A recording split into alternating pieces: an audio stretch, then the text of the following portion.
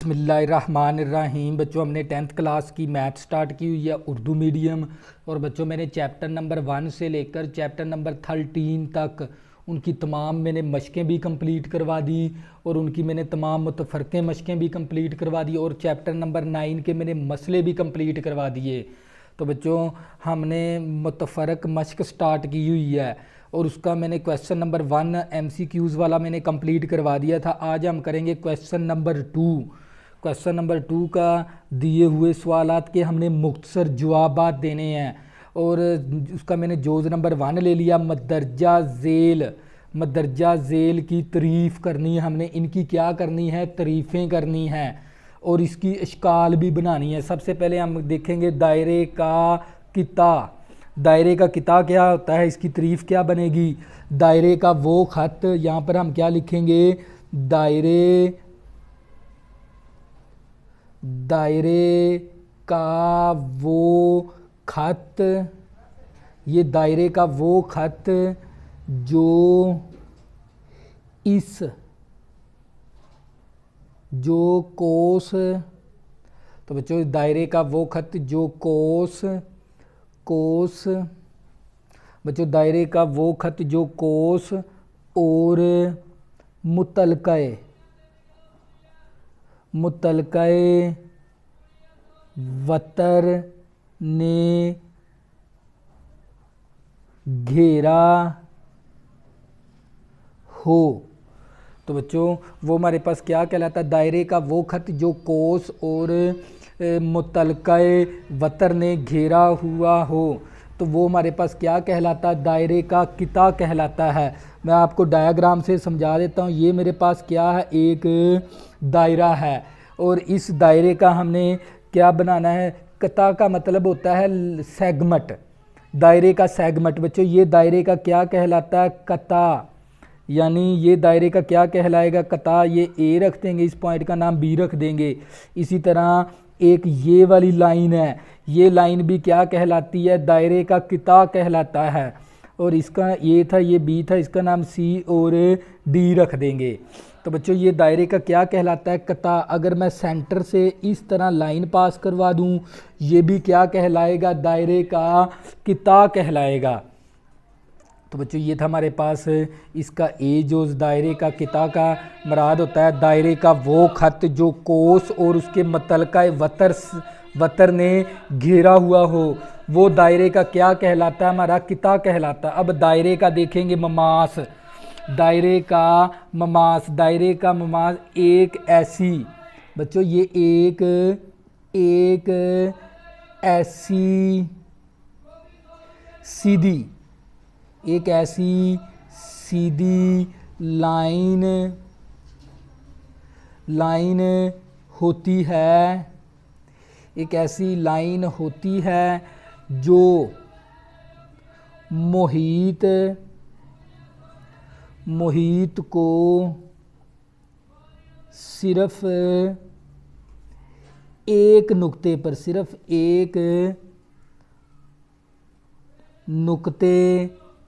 पर मस करे। बच्चों, ये हमारे पास मस करे। तो बच्चों, ये हमारे पास दायरे का ममास क्या होता है, एक ऐसी सीधी लाइन होती है जो मुहीत को सिर्फ एक नुक्ते पर मस करती है। जैसे ये मेरे पास एक दायरा है और इसके ऊपर कोई ये वाला पॉइंट है, इस पॉइंट, ये मुहीत के ऊपर क्या है, नुक्ता है। इस मुहीत को टच करके गुजरने वाली जो सी ये लाइन है ना, ये हमारे पास कहलाता है ममास। ममास का मतलब होता है टेंजेंट। ममास का मतलब क्या है, टेंजेंट है। इस तरह हमारे पास इस सर्कल के ऊपर कोई एक नुक्ता हो और ये वाला मुहीत कहलाता है, ये वाला जिसके ऊपर मैंने ये पेंसिल घुमा रहा हूँ ना, ये कहलाता है दायरे का मुहीत। दायरे के मुहीत को सिर्फ एक नुक्ते पर क्या करे, ये मस करके जो सी ये लाइन गुजर रही है ना, तो यही तो हमारे पास दायरे का क्या कहलाता है, ममास। और इसी तरह बच्चों हम देखेंगे दायरे का सेक्टर। अब दायरे के सेक्टर की तारीफ क्या होती है, दायरे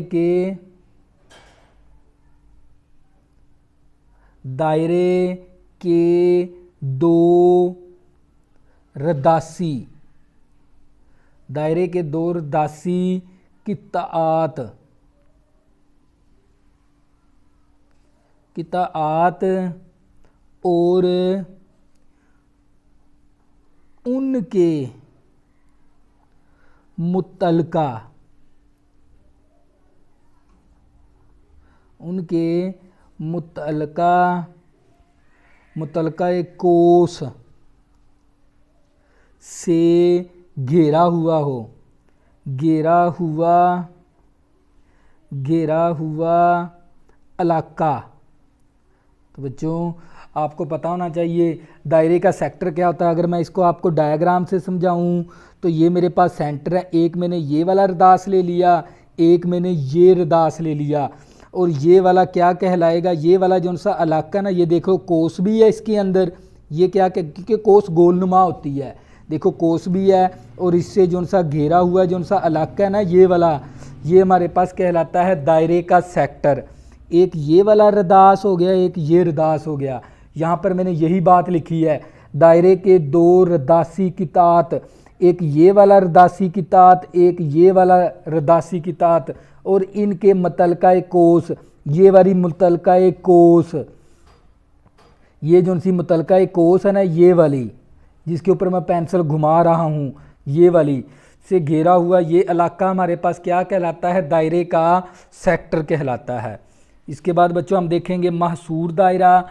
ऐसा दायरा, हम क्या लिखेंगे इसकी तारीफ, ऐसा दायरा जो के मसल्लस, जो ऐसा दायरा जो के मसल्लस के अज़ला, मसल्लस के अज़ला को अंदर से मस करे, मस करे।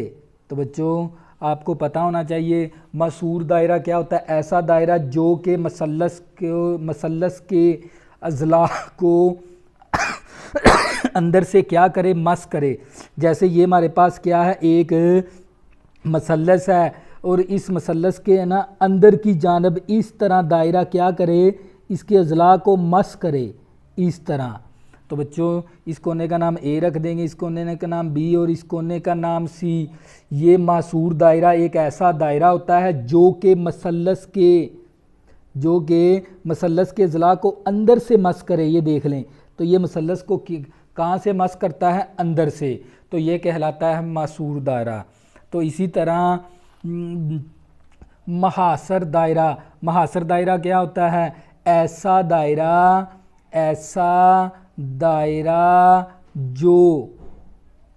जो मसल्लस के रासी नकात से गुज़रता हो। तो बच्चों अभी ये महासर दायरा, महासरा भी कह सकते हैं हम इसे, महासरा दायरा ऐसा दायरा जो मसल्लस के रासी नकात से गुज़रता हो। जैसे ये हमारे पास क्या है, एक मसल्लस है, इस कोने का नाम ए रख देंगे, इस कोने का नाम बी और इस कोने का नाम सी। ये क्या कहलाते हैं, मसल्लस के रास। ये वाला ए नुक्ता मसल्लस का रास कहलाता है, ये बी नुक्ता भी मसल्लस का रास कहलाता है, ये सी नुक्ता भी मसल्लस का रास कहलाता है। इस मसल्लस के इसके रासों से इस तरह ये दायरा क्या हो, गुज़रता हो इसके रासों से। तो बच्चों हमारे पास महासरा दायरा क्या होता है, जो मसल्लस के रासों से गुज़रता हो, मसल्लस के बाहर की जानब बनता हो। तो ये हमारे कहलाता है महासरा दायरा। इसके बाद बच्चों हमारे पास क्या है, जानबी दायरा। तो बच्चों जानबी दायरा ऐसा दायरा जो मसल्लस के दो अज़ला, मसल्लस के दो अज़ला को अंदर से और एक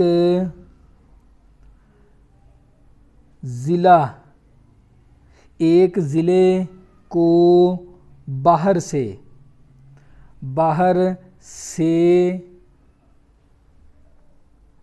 मस करे, मस करे, वो हमारे पास कहलाता है जानबी दायरा।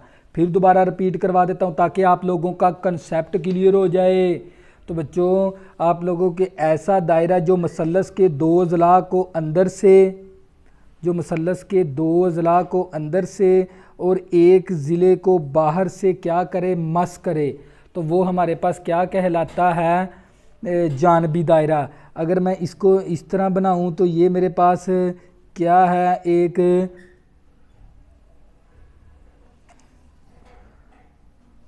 इस तरह हमारे पास एक मसलस है और इस मसलस को ना इस तरह अगर हम प्रोड्यूस करवा दें तो ये इस मसलस के ना एक अज़ला को क्या करेगा, ये अंदरूनी तौर पर टच करेगा इस तरह। तो बच्चों ये हमारे पास क्या है, ए है, इस कोने का नाम बी रख देंगे, इस कोने का नाम सी रख देंगे। ये हमारे पास क्या है, एक मसलस है। इस मसलस के ना सिर्फ एक अज़ला को ना, दो अज़ला को अंदर से और एक ज़िले को बाहर से, ये देख लें, एक ज़िले को इसने बाहर से क्या करवाया है, टच करवाया है, तो इसको कहते हैं जानबी दायरा। तो बच्चों ये था हमारे पास क्वेश्चन नंबर 1। इसी तरह बच्चों हम करेंगे इसका क्वेश्चन नंबर 2 का जोज़ नंबर 2 करेंगे, एक मुनज़म के अज़ला की लंबाई। तो बच्चों आप लोगों को पता होना चाहिए मुनज़म के अज़ला कितने होते हैं, मुनज़म मसमन, मुनज़म मसमन, मसमन, मुनज़म मसलम, मुनज़म मसमन। मुनज़म मसमन का मतलब होता है हेक्सागन, हेक्सागन, हेक्सागन नहीं बल्कि ओक्टागन। तो बच्चों ये हमारे पास क्या है, मुनज़म मसमन का मतलब होता है ओक्टागन। और इसके कितने अज़ला होते हैं, इसके 8 अज़ला होते हैं। कितने अज़ला होते हैं, इसके 8 अज़ला होते हैं। तो बच्चों इसके कितने अज़ला होते हैं, 8 अज़ला। और इसके एक अज़ला की लंबाई, एक अज़ला, एक ज़िले की लंबाई हमारे पास किसके बराबर है, क्योंकि ये n है, ये हमारे पास मुनज़म मसमन, मुनज़म मसमन का मतलब होता है ओक्टागन, और ऐसी शक्ल जिसकी 8 साइडें होती हैं। बच्चों मुनसम का मतलब है जिसकी 8 साइड हों, जिसके 8 अज़ला हों, वो हमारे पास कहलाती है मुनज़म मसमन, मुनज़म मसमन शक्ल कहलाती है, जिसके 8 अज़ला होते हैं। और इसके एक ज़िले की लंबाई हमें कितनी दे दी, 3। इसके एक ज़िले की लंबाई हमें 3 दे दी। और इसका हमने हाथा मालूम करना है। तो बच्चों हमने क्या मालूम करना है, मुसमन, क्या मालूम करना है, मुसमन, मुसमन का हाथा बच्चों हमने क्या करना है, मालूम। और इसका फार्मूला होता है कुल अज़ला, क्या लिखेंगे, कुल अज़ला और ज़रबे एक ज़ला, ज़रबे एक ज़ला। तो बच्चों इसके मुनसम, मुनसम का मतलब होता है जिसकी 8 साइडें होती हैं, जिसके 8 अज़ला होते हैं, ऐसी शक्ल को मुसमन शक्ल कहते हैं। तो इसका हाथे का फार्मूला क्या लिखेंगे, कुल अज़ला ज़रबे एक ज़िला। तो कुल अज़ला कितने हमारे पास 8 हैं और इसका एक ज़िले की लंबाई कितनी है हमारे पास 3। तो बच्चों 8 को जब 3 के साथ ज़रब करेंगे तो ये 24 आ जाएगा और साथ क्या लिख देंगे, सेंटीमीटर। तो बच्चों ये क्या आ गया, हमारा इसका आंसर आ गया। तो बच्चों ये था हमारे पास क्वेश्चन नंबर का जोज़ नंबर 2। इसी तरह हम क्वेश्चन नंबर 3 का जोज़ नंबर 3 करेंगे। एन ज़िली कसीरुल अज़ला, कसीरुल अज़ला के बैरूनी ज़ाविया हमने मालूम करना है। तो बच्चों आपको पता होना चाहिए बैरूनी ज़ाविये का जो सा फार्मूला होता है ना, वो होता है 360/n होता है। ये हमने लिखना था इसका। तो बच्चों आप लोगों को पता होना चाहिए बैरूनी ज़ाविये का जो सा फार्मूला है ना, वो 360 डिग्री/n होता है। तो बच्चों बैरूनी ज़ाविये का फार्मूला क्या होता है, 360 डिग्री/n होता है। इसी तरह बच्चों हम करेंगे इसका जोज़ नंबर 4, एक मुनज़म मखमस। तो बच्चों एक मुनज़म मखमस के ज़िले की लंबाई 5 सम है, इसका हाथा मालूम करें। तो बच्चों भी ये एक मुखमस एक ऐसी शक्ल होती है जिसकी 5 अज़ला होते हैं, जिसके कितने अज़ला होते हैं? 5 अज़ला। तो हम यहाँ पर लिख भी देंगे मुनज़म मखमस, मुनज़म मखमस के कितने अज़ला होते हैं? 5 अज़ला हैं। इसके कितने अज़ला? हमारे पास 5 अज़ला हैं और इसके एक ज़िले की लंबाई, इसके एक ज़िले की लंबाई कितनी है हमारे पास? 5 सेंटीमीटर है। तो बच्चों ये आपको पहले इसका पता होना चाहिए। मुखमस एक ऐसी शक्ल होती है जिसके 5 अज़ला होते हैं, जिसकी 5 साइडें होती हैं, वही तो हमारे पास कहलाती है मुनज़म मखमस। मुनज़म मखमस शक्ल कहलाती है जिसके 5 अज़ला होते हैं। ये बात आपको पहले से पता होनी चाहिए। तो बच्चों हमने इसका क्या मालूम करना है? मुखमस का हाता हमने मालूम करना है। तो बच्चों इसका फार्मूला लिखेंगे, कुल अज़ला, क्या बनाएंगे? कुल अज़ला ज़रबे एक ज़ला, ज़रबे एक ज़िला। तो बच्चों इसका फार्मूला क्या हमारे पास है? मुखमस का हाता का फार्मूला होता है कुल अज़ला ज़रबे एक ज़िला। इसका हाता आ जाएगा, पैरामीटर आ जाएगा। तो बच्चों कुल अज़ला कितने हमारे पास? 5 है और एक ज़िले की लंबाई भी 5 है। जब हम ये मसावी आ गई हमारे पास, जब 5 को 5 के साथ ज़रब करेंगे, 5 5 कितना आ गया हमारे पास? 25 आ गया और 7 सेंटीमीटर लिख देंगे। तो बच्चों ये था हमारे पास क्वेश्चन नंबर 2। अगर बच्चों आपने अभी तक मेरे चैनल को सब्सक्राइब नहीं किया, प्लीज़ इसको सब्सक्राइब कर लें ताकि आने वाली न्यू वीडियो आपको आसानी के साथ मिल सकें। अल्लाह हाफ़िज़, दुआओं में ज़रूर याद रखना।